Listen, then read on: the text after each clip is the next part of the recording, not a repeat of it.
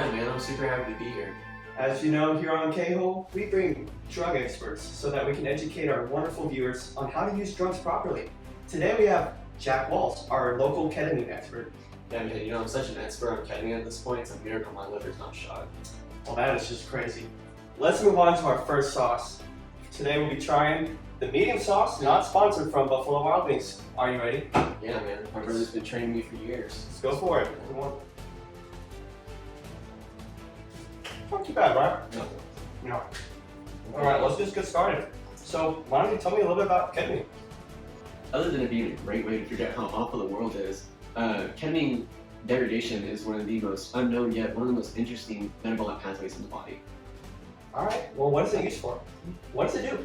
Yeah, man, so ketamine is often used as a dissociative anesthetic.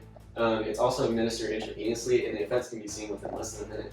Additionally, it's also a painkiller and can cause short-term memory loss. This is really important to the nature of ketamine because we can use it in procedures to reduce pain and to induce that short-term memory loss while still keeping the patient conscious, which reduces the risk of sedation. That is just very interesting. Let's go ahead and move on to our next sauce. Today is going to be Asian Zing, so I'm expecting a zap.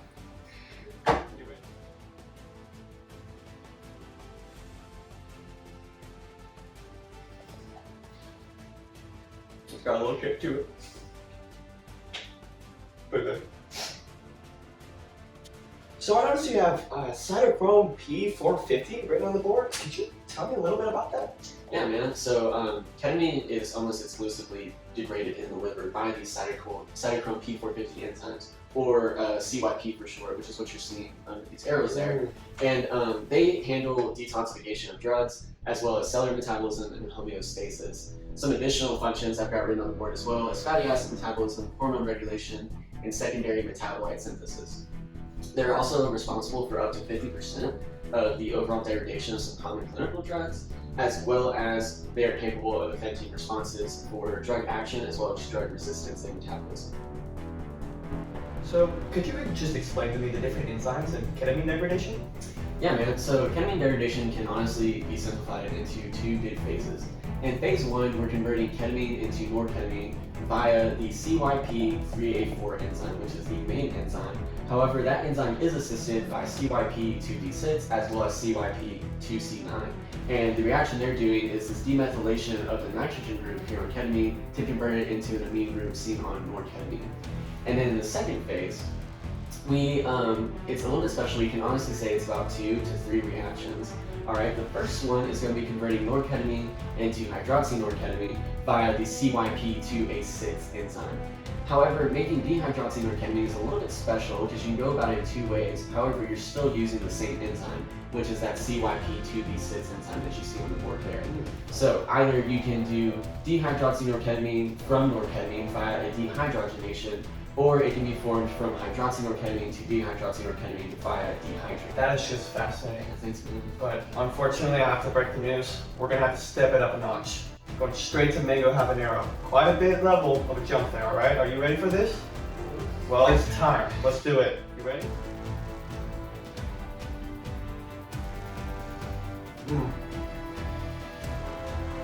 Oh, it's awful. Pretty bad.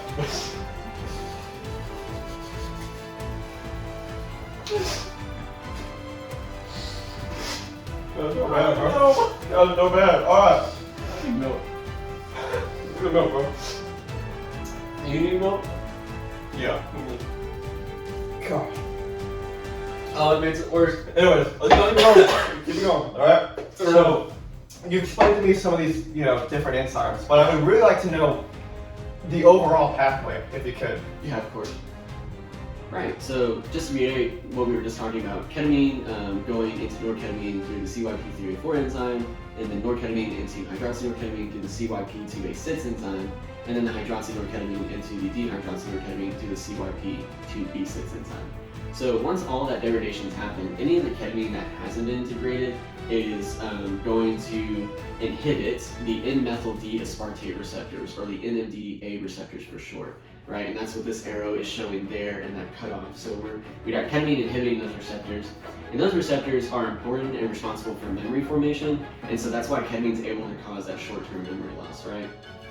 However, glutamate is activating the NMDA receptors as well as another type of important receptor that is called alpha-amino 3-hydroxy 5-methyl-4-isoxazopropionic acid, or AMPA for short. And so this is where hydroxynorketamine comes in and is really important because it is going to bind to the AMPA. AMP receptors are crucial for normal brain function as they mediate a lot of your synaptic transmissions. So for ketamine to work and not kill you, we need hydroxynorketamine to bind to AMPA. This inhibition and activation working together through ketamine and hydroxynorketamine is going to free up glutamate from both of those unique receptors, which allows glutamate to go back into alpha-ketoglutarate and then go back into TCA and contribute to the overall big picture in terms of organism metabolism. And so both of these pathways are working together, running against each other to contribute to not only the unique response we get from ketamine, but also the overall metabolism in TCA as a whole for the organism. All right, so we talked about a lot of the pathway and all the enzymes, but I'm a little bit, concerned because we haven't really talked about control. Could you just kind of shed some light on the regulation side of this? Yeah, so there's a lot of contributing factors in terms of regulation for this pathway, right? So all these CYP enzymes are regulated at the transcriptional level, but they can be inhibited or activated allosterically by certain drugs. They can also be reversibly inhibited, as well as having some competitive, uncompetitive, and non-competitive inhibitors. Some of those, many of the drugs that we're seeing, right, that are acting as non-competitors are going to be drugs such as omeprazole, lansoprazole, and cimetidine. Okay, and just kind of moving away from some inhibition, thinking about the transcription of these enzymes, they're more inhibited than they are activated, right? So we're seeing methylation of the DNA, which is causing most of that inhibition. So, by that same method, demethylation is how we're activating the pathway for these enzymes and getting them transcription made. So the main transcriptional activator we're seeing is going to be from that promoter region that's going to be getting activated. However, there are some other activation methods for the enzymes, such as enzyme stabilization, mRNA stabilization, and inhibition of the protein degradation that's happening as a whole for these CYP enzymes. All right, folks, it's time for the grand finale. I'm sure y'all are excited. We got the highest level here. What do you mean? Yeah, don't let the size fool you. This is bad. It's our ghost pepper sauce. You ready? Wow.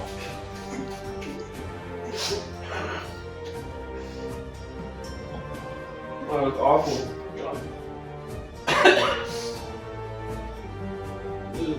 Alright, I know it's bad, but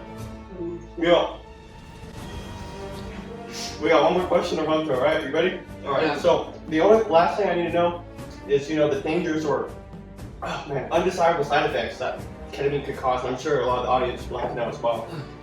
Yeah, so you got amnesia, you got dissociation. Oh my gosh, full body paralysis. And also great, like the lights are on but nobody's home. Effect. It's kind of like my cousin Gab. Yeah, everyone has one of those. Medically, it's very controlled. It's very controlled. About it's awful. 2 milligrams per kilogram. But if you're gonna be a loser and a wimp, you're gonna use way more than that recreationally. But the more that you use, the more you're at risk for an overdose. And you should know this too. When you're at a party and you want to use ketamine, all your friends are doing it, and you really want to achieve that out-of-body experience. It's finals week. You don't want to think about nothing. You're going to be in a state that's referred to as a K-hole. Okay. And once you achieve that, a lot of the people that are in a K-hole are going to be, oh my gosh, they're going to be in basically like a lack of control of their body, and they're going to be experiencing some pretty vivid hallucinations with their surroundings. Oh wow, that is interesting because I've never really had that effect taking ketamine before. But I did learn a lot, and I hope you guys did too. And you know what? It was a great video. So I would like to thank you for coming on and enjoying the show and enjoying the sauces, and I hope everyone has a great day.